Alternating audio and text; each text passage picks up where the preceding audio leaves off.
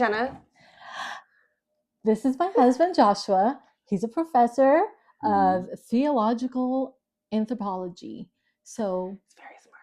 Very smart, very into like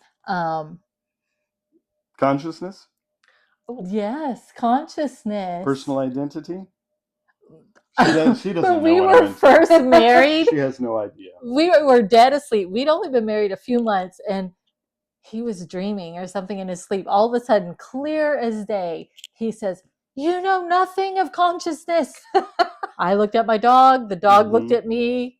I think he was talking about the dog. But all right, what are we doing? We are going to get. He did not know that he was going to get wrapped into this. Yeah, this is a surprise. Bless his heart. We want to get his reaction to books that we either have read or are thinking about reading. Mm-hmm. All right. Listen, y'all, we got to go with the first one. Okay. So this book is about an illiterate 19-year-old girl who lives in very much poverty. Her father used to be rich, isn't now. And she's got two older sisters that are just kind of terrible.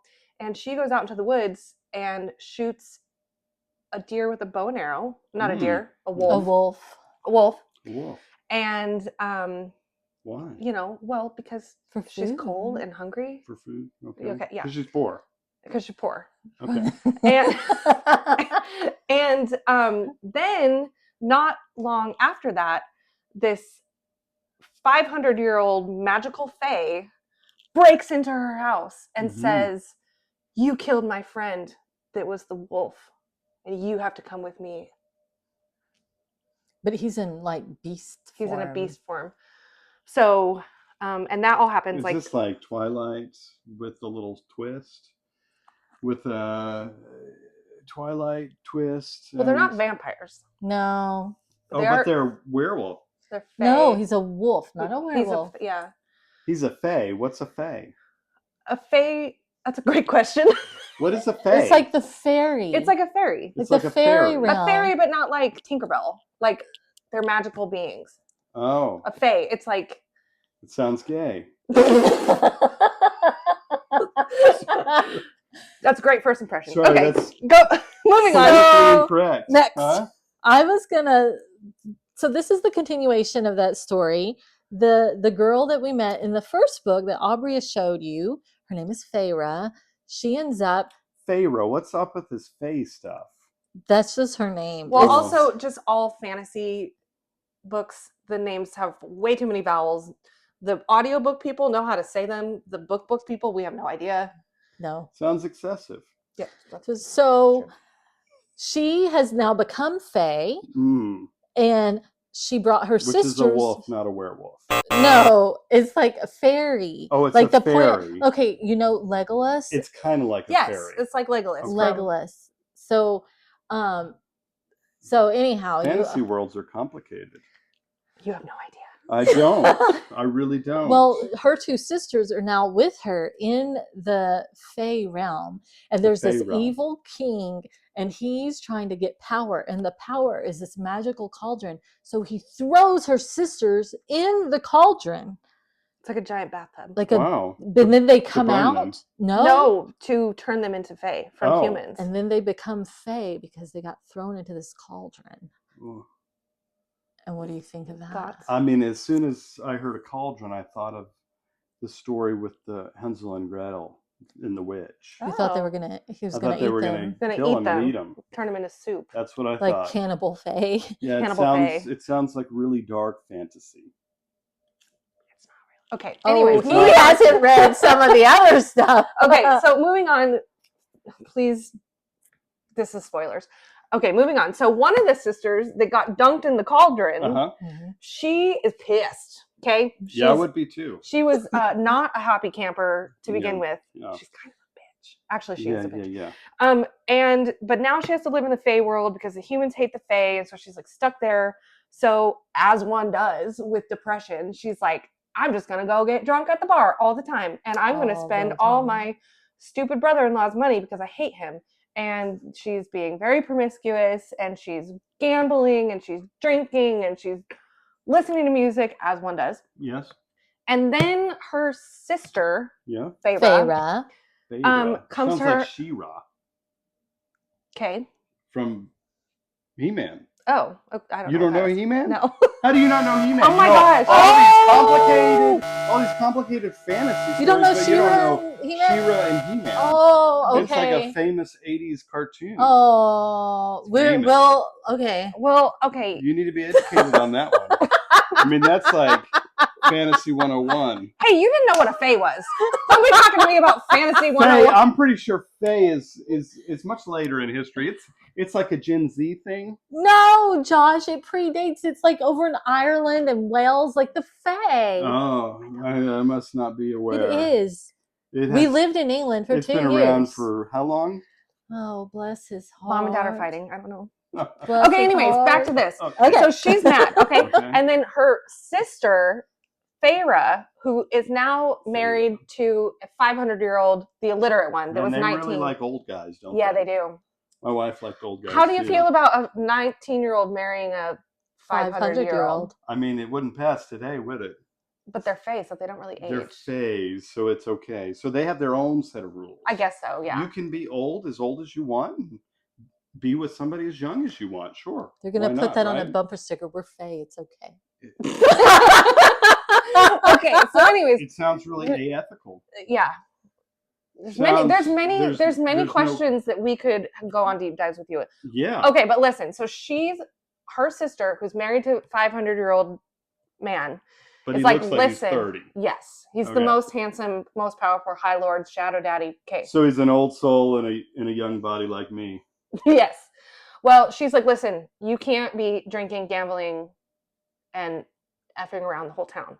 It's got to stop. She told him that. She told her sister that. Oh, yeah, The sister that's mad that she got put in the bathtub. Cauldron. Yeah. Well, so then she's like, listen, we're going to fix you. And instead of therapy, we are going to make you exercise. What is this, like conversion therapy? And we're going to make you work in a library. Oh. And so the sister now is being trained by the most powerful, deadly Illyrian warrior with wings to ever walk the earth. And also in the afternoons working in the library. And that's how she heals her trauma. Among other things. Did she have, among other things, yeah. What other things? A lot of sex. Oh, so this is soft porn. Okay.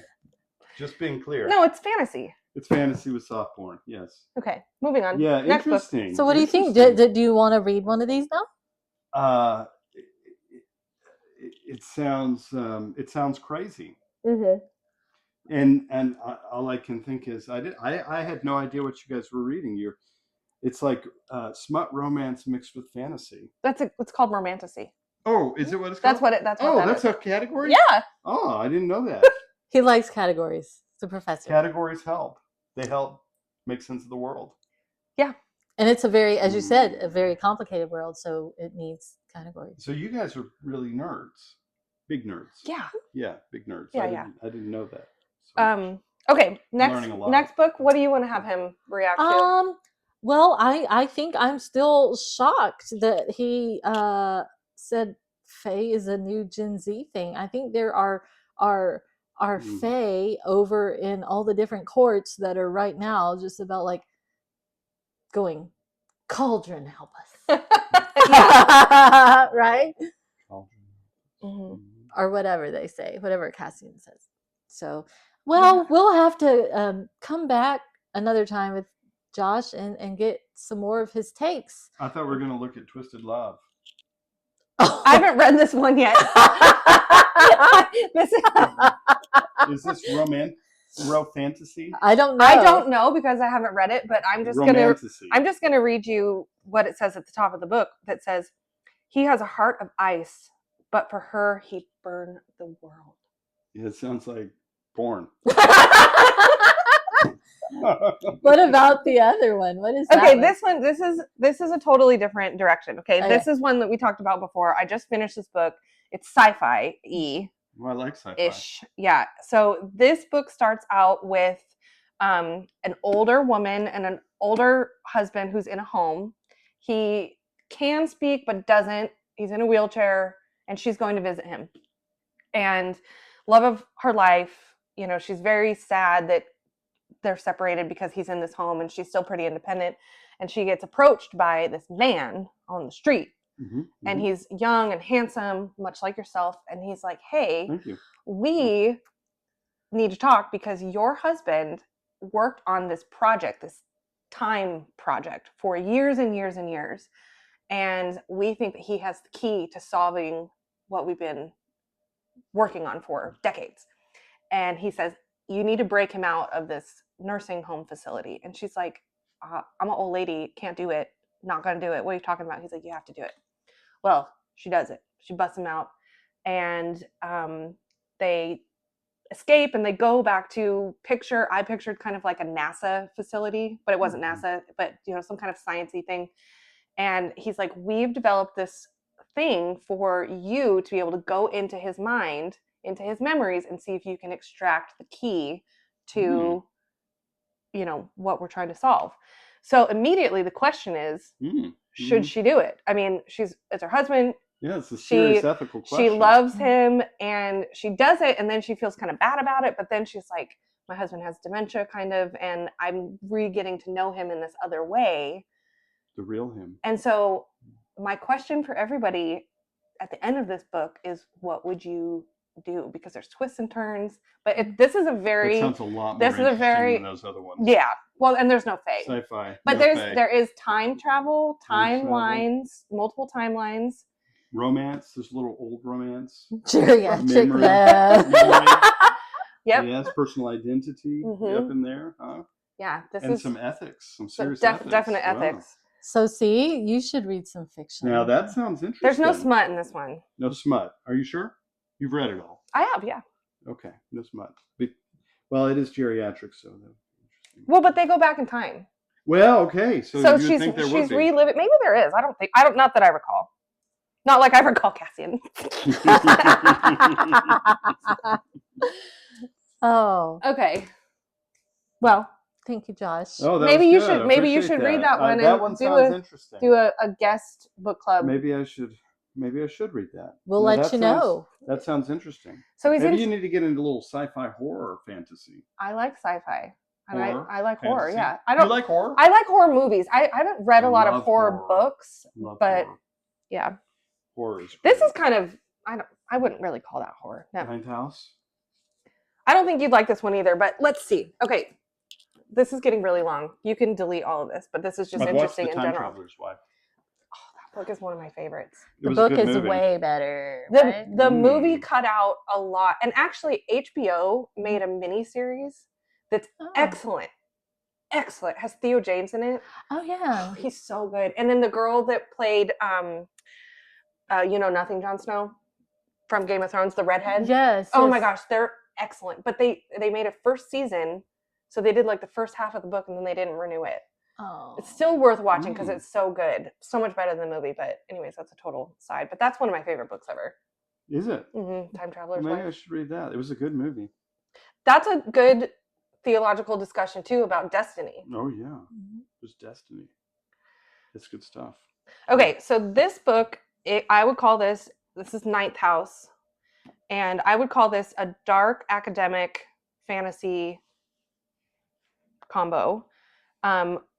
It's set at Yale. With the serpent on the front, so there's a little Garden of Eden stuff going on. Maybe. Okay, yes.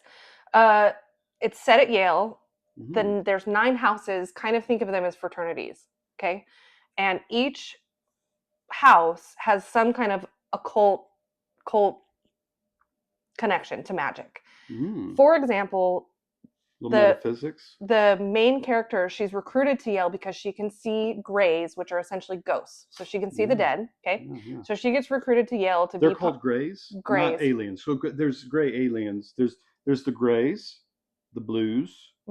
What's the other one? The greens. The greens. Nope. So they're gray ghosts. These are, they're just ghosts, but okay. I don't know why they are called greys. Okay. But this isn't sci-fi. This isn't aliens. This is like humans and the afterlife and magic. I love the afterlife. Yes. And so her first task that we meet her, she's recruited to be House of Lethe, where her job is to essentially, when these fraternities or houses do rituals, her job is to keep the Greys at bay because the veil between the living and the dead is thinner during these rituals. The first ritual that she goes to, this is gross, they cut a man open and they read his stomach or guts or whatever, like tea leaves, and then they sew him up and send him on his way. He's good, so he's fine. So but this is like dark it's kind of stuff. Yeah, kind of, it really is. But that's how they determine what they're going to buy in the stock market. And then there's a murder and there's mystery and somebody gets missing and she's kind of like detectiving. So it sounds like what I learned in Western Civ. It's going back in time where you would take the guts and figure out the future from the guts, right? Yeah. I think they called them innards. The innards? Yeah, something you like cut that. open, what was that they cut open? What was the animal? So it's something like that, yeah. Yeah, in this case they do it with like humans. People. Ugh. And then the Greys, they try and like infiltrate. They infiltrate the they're trying to come through the veil into the veil that separates. There's some paranormal here. There's a little horror here. Now that sounds more interesting than Disillusion. Really? Yes. Oh, maybe you are going to join our book club. We'll let you know. Bye. Bye. That was fun.